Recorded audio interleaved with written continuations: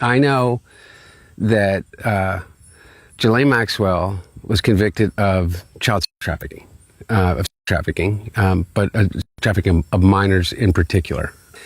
Ghislaine Maxwell now, who's convicted of as being one of the and by the way, and participated in those rapes, not just procuring women and girls. We have to remember this: girls, children, for Jeffrey Epstein, but participating in that sexual abuse.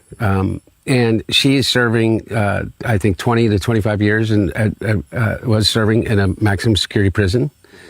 And all of a sudden, Ghislaine Maxwell, which is almost unique, according to experts, has been in the history of the prison system, federal prison system, as a trafficker, has been moved to the maximum security prison, to a minimum security prison, I think, in which at some point prisoners have the right to be able to petition to be able to leave prison on during the day and check back in, kind of the way that Jeffrey Epstein served when he served his year and a half or whatever it was. He didn't spend the day in jail. He left. He got the ability to leave during the day. And I also know that people like Kash Patel, Pam Bondi, Dan Bongino have made careers off of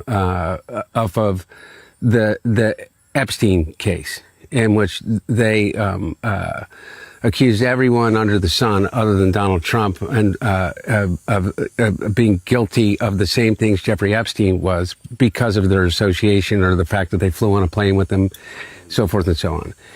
And one of the things that was their main focus in 2024 was that they were going to get into these governmental departments that had control over these quote unquote files and lists and all of the things, and they were going to release them. And all of a sudden, now they're not.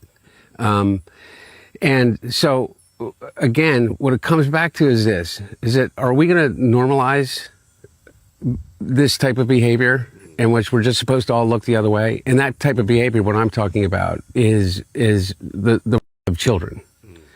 Are we going to normalize it to the degree that say, oh, well, Donald Trump was just interested in models, whatever that means, or that it was a crazy time during the late 90s, early 2000s, or whatever?